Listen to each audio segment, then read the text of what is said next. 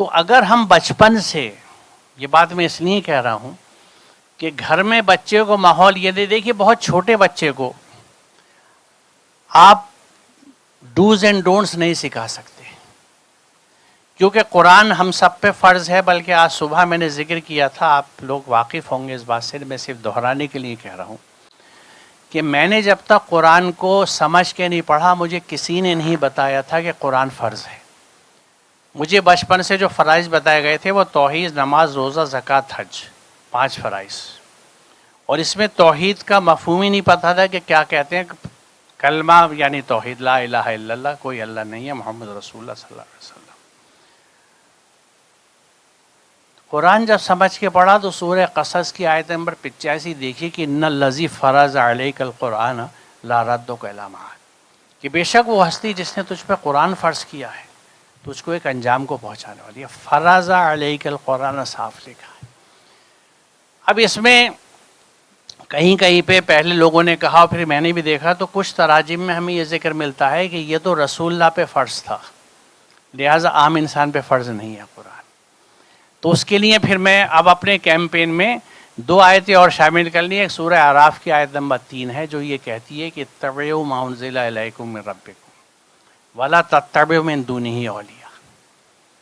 پہلا حکم صاف، ہمیشہ کی طرح جیسے قرآن کی صفت ہے، خاصیت ہے، اعجاز ہے کہ اتبعوا، اتباع کرو، ما انزل الیکم من ربکم، جو تمہارے رب کی طرف سے نازل کیا اس کی اتباع کرو۔ Follow what has been revealed to you from your sustainer. یہ حکم ہے، اتبعوا حکم کا صیغہ ہے، اتباع کرنی ہے، آپشن نہیں ہے۔ جو تمہاری رب کی طرف سے نازل ہوا، بات مکمل تھی، لیکن مزید آگے وضاحت کری دوسرے حصے میں کہ وَلَا تَتَّبِعُوا مِن دُونِهِ اولیاء، کسی اور اولیاء کا اتباع مت کرنا، کسی سرپرست کا، کسی گائیڈ کا، کسی نظام کا، کسی آئیڈیالوجی کا، کسی فکر کا نہیں اتباع کرنا، صرف قرآن کی اتباع کرنی ہے۔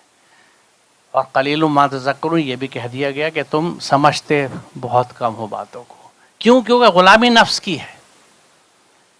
اور جو مسئلہ اس وقت تھا رسول کریم صلی اللہ علیہ وسلم کے زمانے میں، جب ان سے کہا جاتا تھا وہ کہتے تھے ہمارے تو بڑے و پیچھے والے ایسے ہی کرتے تھے، تو ہم تو ایسے ہی کریں گے۔ تو ہمارے یہاں روش یہی ہے کہ ہمارے یہاں تو ایسے ہی ہوتا تھا، سب ایسے ہی کرتے ہیں۔ آپ کیا کہہ رہے ہیں کہ قرآن سمجھ کے پڑھو، میاں 5 وقت نماز پابندی سے پڑھا رہے ہیں، 30 روزے رکھ رہے ہیں، زکوٰۃ پابندی سے الحمدللہ رمضان میں نکال دیتے ہیں، اور کیا چاہیے؟ جان لے لوگے کیا کہتے ہیں لوگ، کیا کرو گے؟ اور تو اب یہاں دیکھ لیجئے کہ اتبعوا، حکم تو یہ ہے۔ اب آپ دیکھیے جب آپ قرآن کو ہم سمجھتے نہیں، ہمیں یہ نہیں پتہ اس میں لکھا ہوا کیا ہے، تو ہم اپنی زندگی جو گزارتے ہیں شب و روز 24/7، اس میں ہمارے فیصلے کس بنیاد پہ ہوتے ہیں؟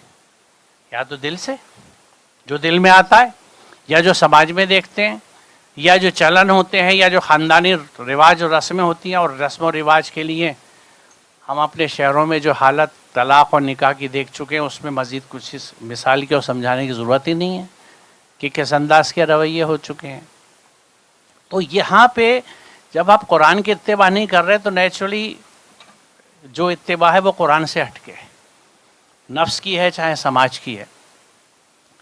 تو بچپن سے اگر بچے کو گھر میں یہ ماحول ملے کہ قرآن نیڈس ٹو بی کنسلٹیڈ، کوئی قرآن ایسی کتاب ہے جس میں ہم یہ دیکھتے ہیں کہ ہمیں کیا کرنا ہے، تو اس کا ذہن یہ بنے گا کہ مجھے جب کوئی مسئلہ آئے گا تو مجھے قرآن میں حل ڈھونڈنا ہے۔ تو بچے کی ذہن سازی یہ ہوگی کہ کبھی بھی کوئی ایشو یا پرابلم مسئلہ آتا ہے تو وی کنسلٹ قرآن، کیونکہ جب ہم نے 3.5 آیتیں چن لیں اور صدیوں سے وہی اسلام کے نام پہ ہمیں سکھایا جا رہا ہے بچپن سے لے کے بڑے ہونے تک، قرآن کی طرف کوئی ترغیب نہیں ہے، کوئی تحریک نہیں ہے، کوئی موٹیویشن نہیں ہے کہ قرآن تو کھول کے دیکھو کیا لکھا ہے۔